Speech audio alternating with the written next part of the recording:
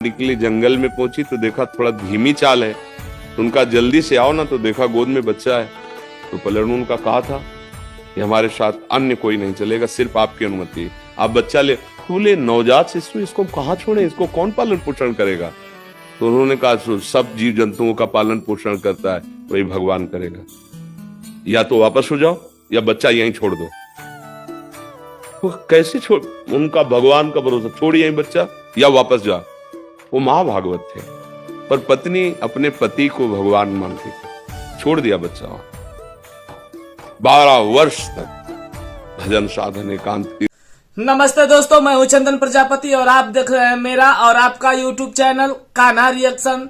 और आज जिस वीडियो पर हम लोग रिएक्शन लेके आए हैं वो है प्रेमानंद महाराज जी का वीडियो, जो काफी अच्छा वीडियो है, ज्ञान भरी बात बता रहे हैं हमारे दर्शकों को। वो वीडियो हम लेके आए हैं आपके पास और आशा करते हैं कि बहुत अच्छा लगेगा। भगवान से संबंधित वो वीडियो अंत तक देखिए, हम क्या कहें, हमारे कहने से भी ज्यादा काफी अच्छा वीडियो है, आप अंत तक देखेंगे, काफी आपको अच्छा लगेगा।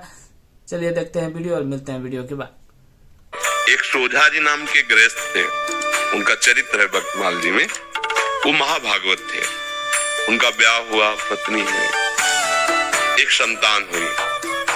जब संतान हुई तो उनको पत्नी को प्रसव पीड़ा में बहुत कष्ट होता है, उसका रोना चिल्लाना ये सब सुन करके जब प्रसव हो गया, बच्चा कुछ समय का हो गया, तो उनका जीवन में दोबारा मैं गर्भ धारण करने की चेष्टा नहीं करूंगा, क्योंकि बहुत कष्ट होता है और अब मैं ऐसे संसार से विरक्त भाव में भजन करना चाहता हूँ। अब नहीं, पत्नी से प्रार्थना की कि तुम्हारा पाणी ग्रहण किया है, इसलिए तुमसे हम अनुमति मांगते हैं या हमारे साथ चलो। अगर आप तो घर में सब सुख सामग्री है, बच्चा है, आप पालन पोषण करो, पर मैं विरक्त होकर आज से भगवान का भजन करूंगा।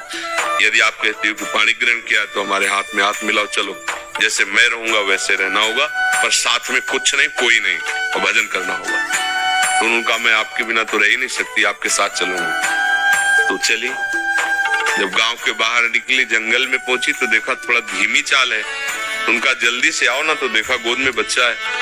तो पलड़ू उनका कहा था कि हमारे साथ अन्य कोई नहीं चलेगा, सिर्फ आपकी अनुमति है, आप बच्चा ले। बोले नवजात शिशु इसको कहाँ छोड़े, इसको कौन पालन पोषण करेगा?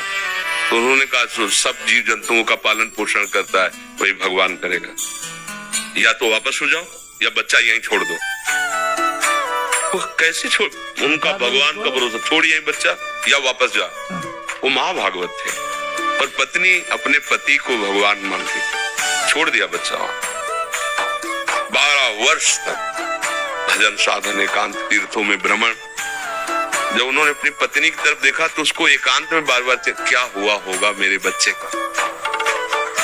तो उनका चलो, आज तुम्हारे अंदर जो बार बार एक प्रश्न रहता है उसका उत्तर दिला देते हैं।